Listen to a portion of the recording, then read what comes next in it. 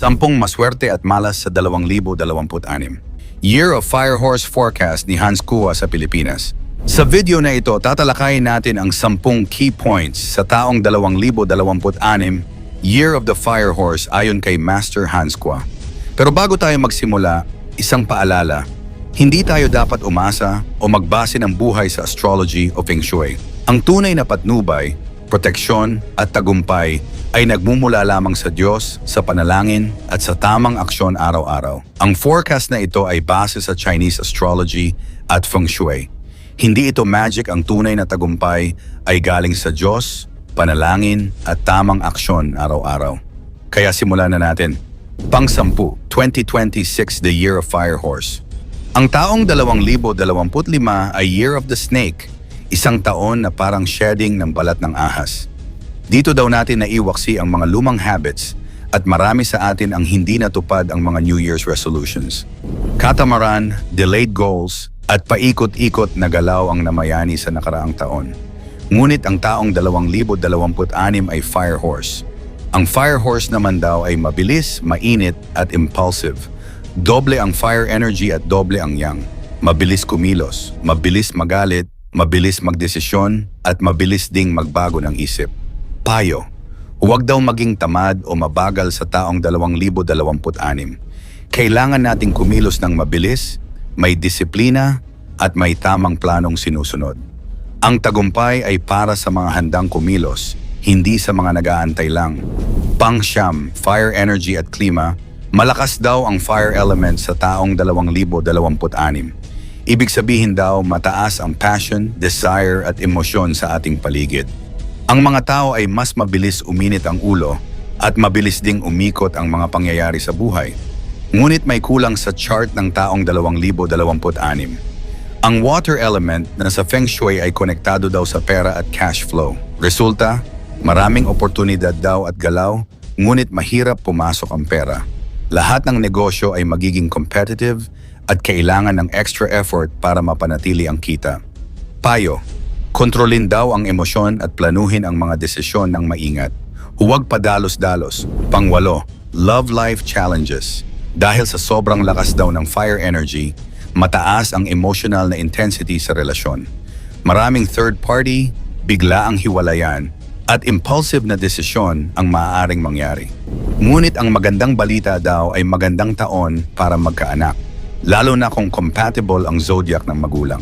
Ang mga taong ipinanganak daw sa tiger, dog at horse ay swerte sa baby horse.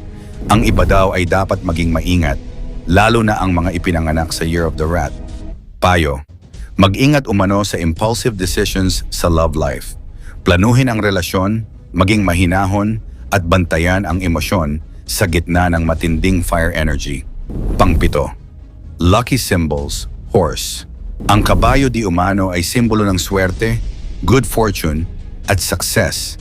Maaari daw mag-display ng horse figurines sa bahay o opisina, lalo na ang mga tumatakbong kabayo. Sa Chinese saying, Madao Chenggong, ibig sabihin daw nila, dumating ang kabayo, dumating ang tagumpay. Payo, gamitin daw ang kabayo bilang inspirasyon, hindi bilang magic. Paalala lang ito sa ating isip na kumilos ng may disiplina at focus. Pang-6, wealth and lucky colors. Dahil daw kulang ang water element sa 2026, mahina ang cash flow. Mahirap daw mag-ipon at ang mga negosyo ay magiging competitive. Lucky colors daw ay blue at violet dahil ito ay water element na nakakatulong sa prosperity at balances sa pera.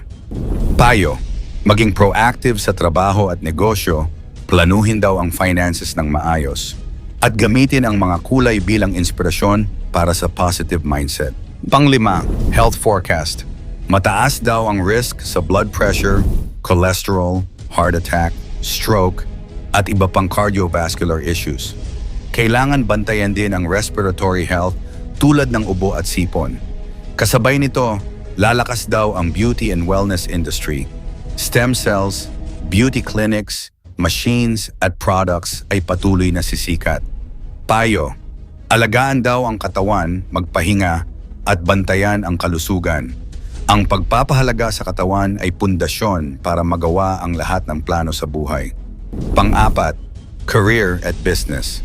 Social media-related careers daw ang pinaka-successful sa taong 2026. Content creation, vlogging, online selling, at iba pang collaborative projects ay magiging trending.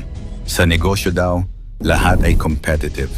Kailangan maging proactive at mas mabilis sa kalaban.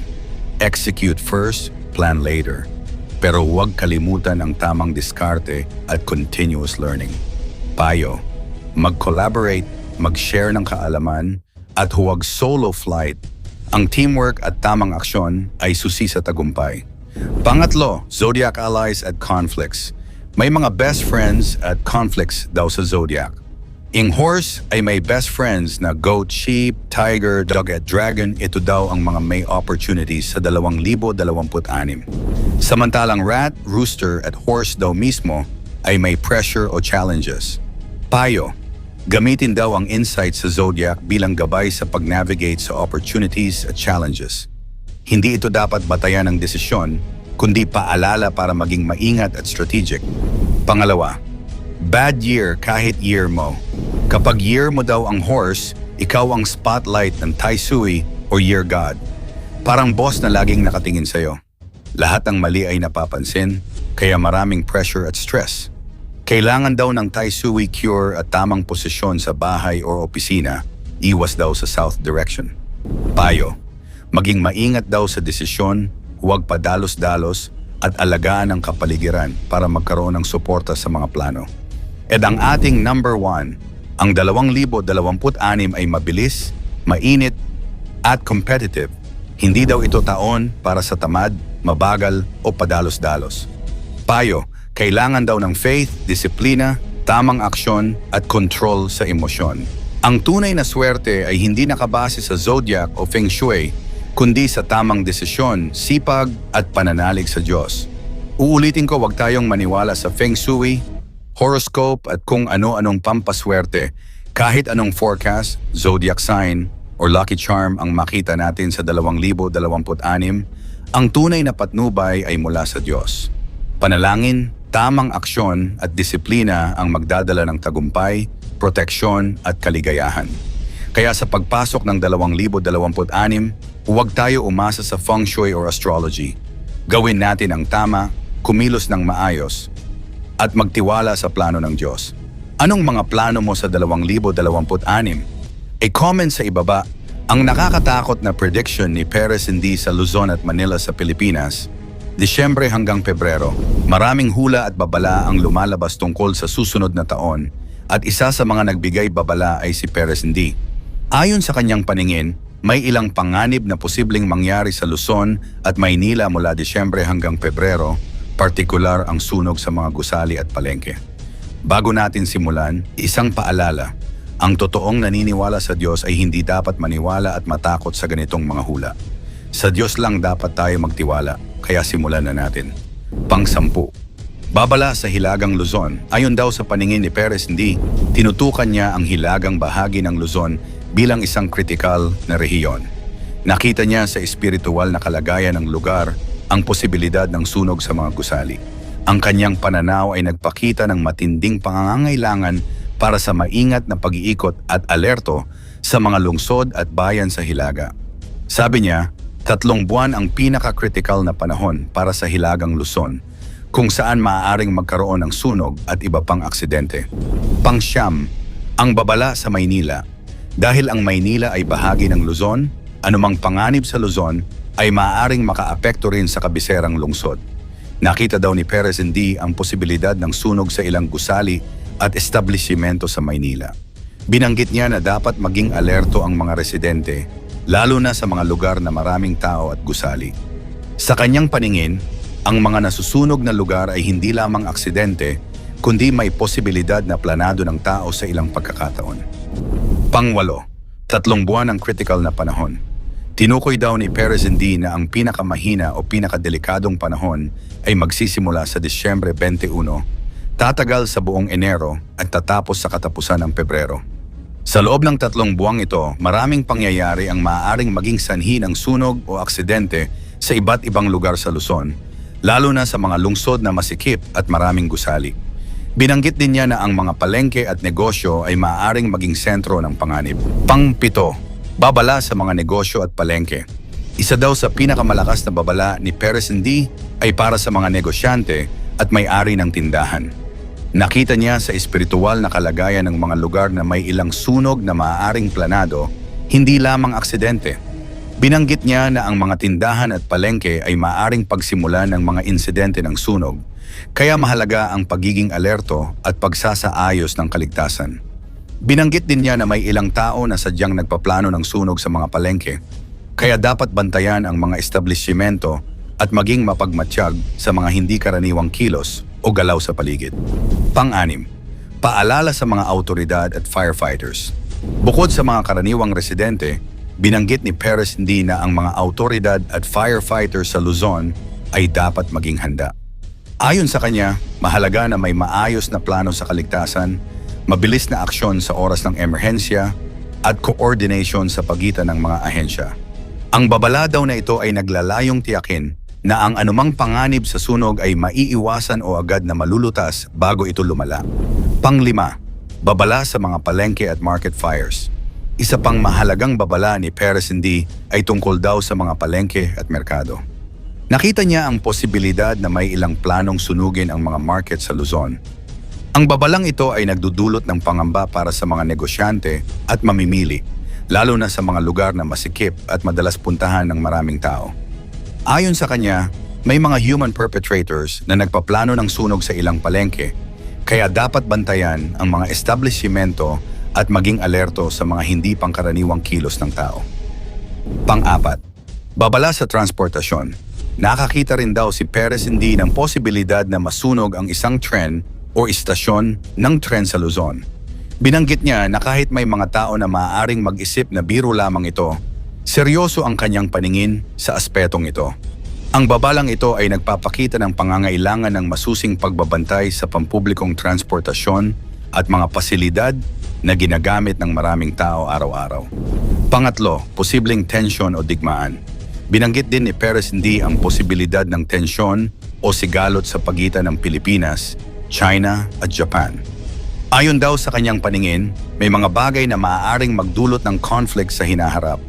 Kaya mahalaga na maging mapagmatsyag ang bansa sa pakikitungo sa ibang bansa. Ang kanyang babala ay naglalayong ipakita na dapat bantayan ang posibleng issue sa relasyon ng Pilipinas sa China at Japan. Binanggit niya na hindi dapat basta-basta magtiwala sa gobyerno ng China kahit na may ilang tulong na ibinibigay dahil ayon sa kanya, ang tunay na interes ay maaaring naiiba. Pang-6, pagpapala sa pagbubukas ng negosyo at kabuhayan. Bagamat may mga panganib, sinabi rin daw ni Perez D na may mga biyaya at oportunidad na darating sa bansa. Ayon sa kanya, makakakita ang Pilipinas ng bagong pagkakataon sa negosyo mula 2026 hanggang 2030, kabilang ang pagtuklas ng mga mineral at natural resources. May potensyal na lumago ang kabuhayan ng mga mamamayan, lalo na kung gagamitin ng maayos ang mga biyayang ito. Ang babalang ito ay naglalaman ng positibong mensahe. May pagkakataon para sa progreso at pag-unlad ng ekonomiya sa kabila ng mga posibleng panganib. Binanggit niya rin ang presensya ng dark spirits o di kanais-nais na espiritu na kumakalaban sa negosyo ng bansa. At ang ating number 1, babala at paalala. Ang pinaka-importante di umano sa mensahe ni Perez D ay ang posibilidad ng sunog at panganib sa Luzon at Maynila mula Disyembre hanggang Pebrero. Binanggit niya ang panganib sa palengke, negosyo, establishmento, sa transportation. May ilang insidente na maaaring planado ng tao kaya mahalaga ang pagiging alerto sa paligid. Ang mga prediction ni Perez D ay naglalaman ng mga babala, pero huwag tayong maniwala sa mga hula, sa Diyos lamang tayo magtiwala. I-type ang amen kung sa Diyos ka lang sumasampalataya. Paki-like ang ating video, i-share mo rin sa iba. Salamat at God bless.